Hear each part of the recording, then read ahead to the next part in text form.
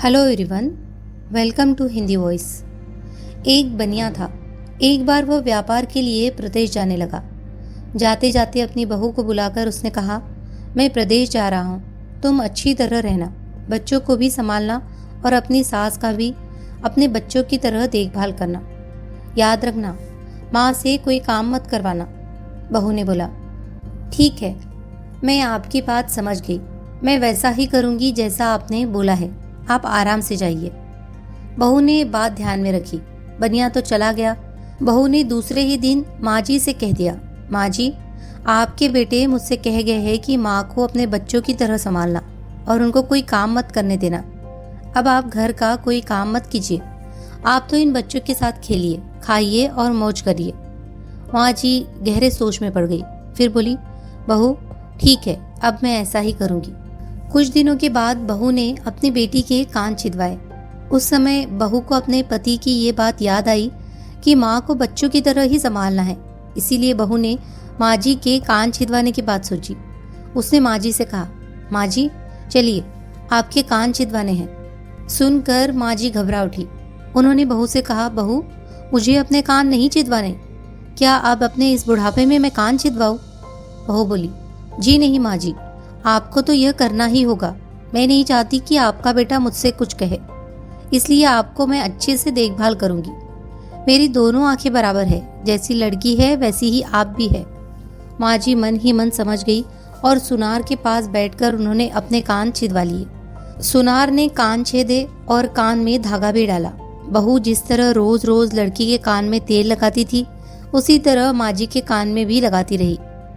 थोड़े दिनों बाद बहू ने अपने बेटों के लिए बाली बनवाई तो उसे अपने पति की बात याद आई।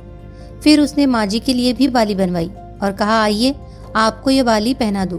माँ जी ने कहा, बहू मुझको बाली क्यों पहनाती हो, मैं बूढ़ी हूँ, मुझे इसकी जरूरत नहीं है। बाली तुम अपनी बेटी को पहनाओ, मुझको नहीं पहननी है। लेकिन बहू नहीं मानी, जबरदस्ती करके माँ जी को बाली पहना दी। इसके पश्चात माँ जी छोटे बच्चों के साथ अपना मनोरंजन करती, घूमती खेलती और कई तरह के मौज मस्ती करती। बहू ने एक बढ़िया दिन देखकर अपने बेटे को नाई से चोटी रखवा ली। फिर बहू को माँ जी की याद आ गई। माँ जी बच्चों के साथ खेल रही थी, उन्हें वहां से बुलवा लिया और कहा, माँ जी आइए, नाई के सामने बैठिए, अपने लड़के की तरह मुझे आपके सिर पर भी चोटी रखवानी है। जब गोविंद की चोटी रखवाई है तो आपको क्यों न रखवाऊं, इसीलिए आप जल्दी आइए। माँ जी ने बहू को बहुत समझाया पर बहू टस से मस न हुई।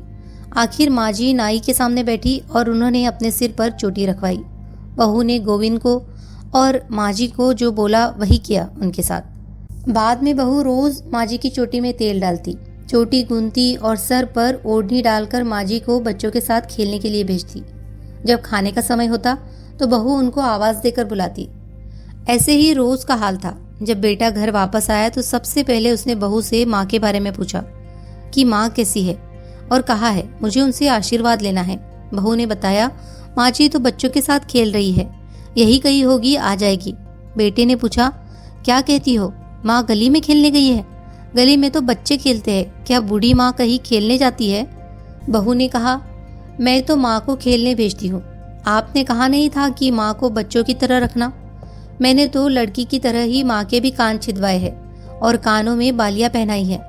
जब लड़के की चोटी रखवाई तो मैंने माँ की भी चोटी रखवा ली। जब मैं सबको खेलने भेजती हूँ तो माँ को क्यों न भेजूं? मुझको सबके साथ साथ एक सा व्यवहार करना चाहिए। पति समझ गया कि उसकी मूर्ख स्त्री की अकल का दिवाला निकल गया है। बाद में पति के कहने पर बहू ने माँ को पुकारा। माँ जी गली में से खेलती खेलती आई और अपने बेटे को देखकर उसकी आंखों में आंसू छलछलाए। माँ की हालत देखकर बेटा भी दुखी हो उठा।